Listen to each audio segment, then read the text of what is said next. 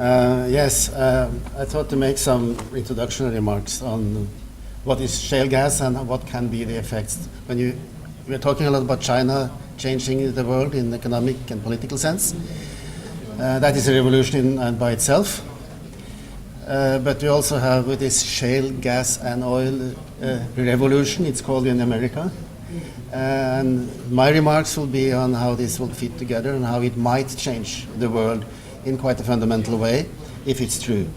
It's not obvious that it is a revolution yet. It is an American revolution. It's a big change in the US, where they have found a lot of resources profitable to extract, and some think it will expand throughout the world, in China, in Russia, all over the world.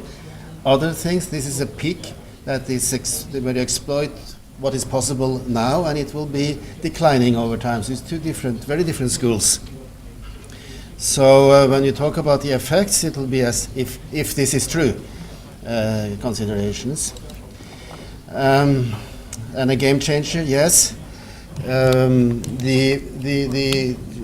Just the resource fact of it is quite well known for a long time.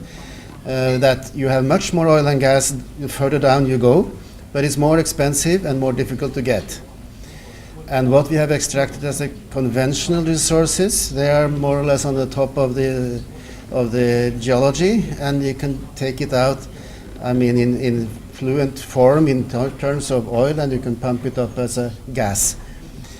Further down you find more where oil and gas is mixed with stones and coal and sand and different type of mixtures. And if you can have a technology that you can extract this oil and gas from these structures, it is turns to be a profitable industry. So what you see down there, you find like the gas shale layers, the black worm. You drill down, and you can have a period where you drilled only vertical, and then you can find only the resources found at the tip of the drilling equipment. Then in the 1990s and later on, you developed the technology commercially to drill horizontally. So you go down to the layer and you go horizontally into the structure, and then you can get much more out of it from one drilling hole. And this is what has happened in the United States. This technology is used also in all kind of oil and gas production now, the horizontal drilling. But this has changed it because you get access to so much more resources than you did before. So the change has been very rapid. This is a map from Texas. Showing the horizontal drilling in a number of drilling holes in 1997, the black ones, the vertical drillings. And to the right side, in 2009, only 10, 12 years later on, you have a tremendous increase in activity, and then in horizontal drilling. And this is the picture that changed the US energy perspective from being an importer of gas. From 2008, they thought they should import a lot of gas as LNG. In 2012, 4 years later, they have turned the picture upside down. They want to export it. And this has never happened in the energy industry before, such a rapid change. And this is the resource picture from the US in 2009. That's only 5 years ago. And this changes to this picture in 2011, 2 years later on. Look at this, 2009, 2011. So with the technological change, the commercialization of it, the resource base also expands.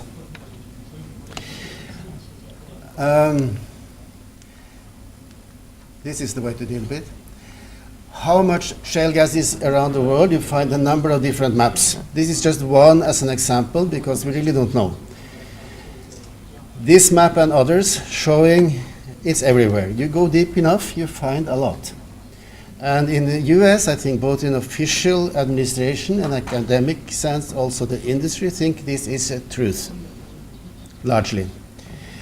So whether this is true or not exactly how this map is drawn, I don't know. You find many other maps. But so the assumption further on in my discussion is that this is something like this is true. No, I assume it exists everywhere. It's possible to extract. The shale gas change in the United States has already changed the world gas markets in terms of the America is not importing anymore. They are about to become exporters, take some time. And there would be an oversupply of gas in the United States, leading to a dramatic drop in gas prices in the country. At the same time, we got the Fukushima accident in Japan, with an increased demand for gas in Asia, increasing prices in this area. So we have actually, and in Europe, you had more or less steady development. So we have actually 3 different prices of gas globally now. Before 2008, approximately the same in Asia, US, and Europe. After 2008, diverging picture, and the gas price in Asia is like 5-6 times higher than in the United States. Very dramatic change.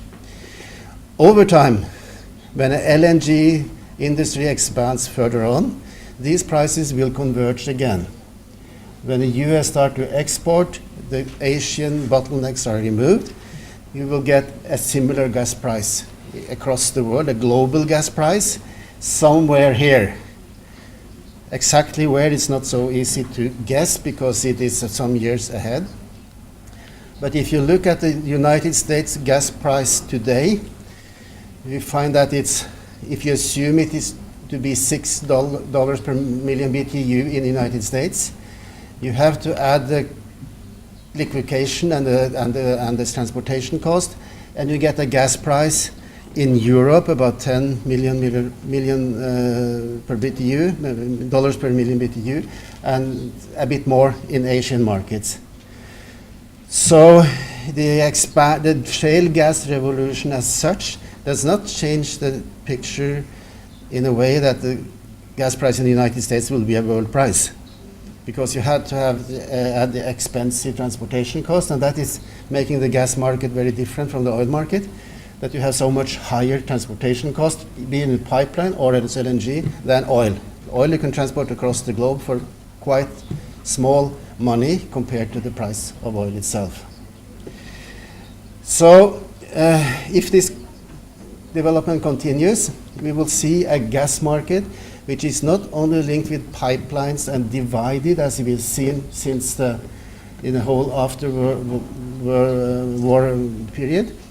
We will see a gas market which is pipeline plus more LNG, which is growing so fast. And because you have the economic growth in Asia so much higher than the rest of the world, much of this gas market will concentrate around here. Seeing that LNG markets in Asia will be important. US may export gas to Asia and to Europe, and it's a very different picture from what we've seen with the Russian dominance. Norway is a big exporter too, and regional gas markets, which is indicated we'll have a global price of gas in a few years' time. This is the geopolitics of today. You see Russia. China made a great deal with Russia a few days ago, last week, with gas coming down, I think, down here. Let me see. And it's one important issue in terms of geopolitics, that 2/3 of the gas conventionally are located in the world, reserves are located in this ellipse, in Russia, in Central Asian states, and the Middle East, the Persian Gulf. When we get this technological change of shale gas plus LNG change, you can also produce gas different places than before for different markets. Like you can produce Australian gas for Europe. Poland is importing gas from Qatar. Tanzania may be a gas exporter, could not sell it to anyone before you had LNG expansion. Meaning that this period, this area may become less important in geopolitical terms if it become less dependent on the Russian gas. Also in the Middle East, we see this picture today. Already it's a situation where most of the oil from the Persian Arabian Gulf are leaving for Asia. China and other countries, not to the United States. Politically, however, it is an area which the West has been very involved in more wars, in Kuwait war, Iraqi war, and so on, partly to maintain stability. In a few years' time, it might look like this. All the oil goes to the East and nothing to the United States. What has consequences of that geopolitically? Will the United States and other be involved in the Persian Gulf in the future to defend oil supplies for China? Or will China go into the Gulf and make stability themselves? So both Russian and Middle East situation will change dramatically, and this might happen, this is quite likely to happen quite soon. Already, I say here, in 2020. So the energy balance is shifting. That's part of the understanding of the geopolitics. It's part of the understanding of the pricing. And that means also it is part of the environmental challenge. Because you have this side picture. You have this one for energy developments. Already the new world is consuming more energy than the old world. And it's already also starting emitting more CO2 than the old world. So if you should handle this situation with the economic growth, energy dependency, and the shale gas revolution is a world revolution, and the gas and oil is recoverable at certain prices, you will actually continue this development. Also, because it's very unlikely that poor countries will stop economic growth at the cost to protect the environment. It's a rich country thing, and it has to be solved in other ways.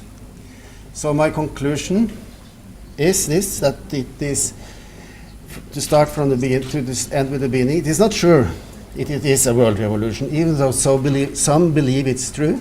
We don't really know, in my view. But it might be true, and it might go fast.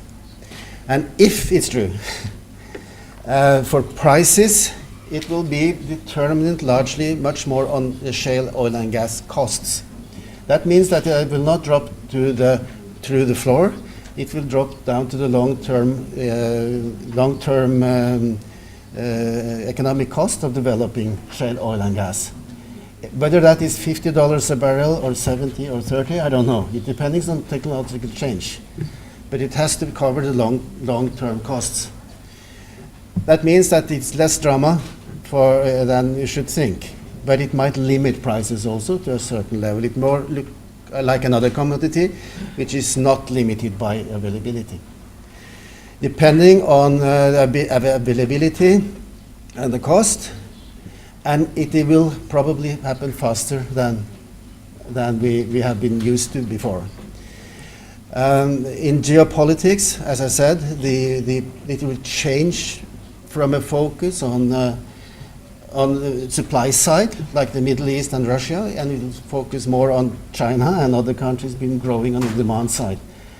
If the supply side will be more competitive than it has been. And then emissions, we will be maybe carbonized for a much longer period of time than we have thought, when we thought renewables will take over.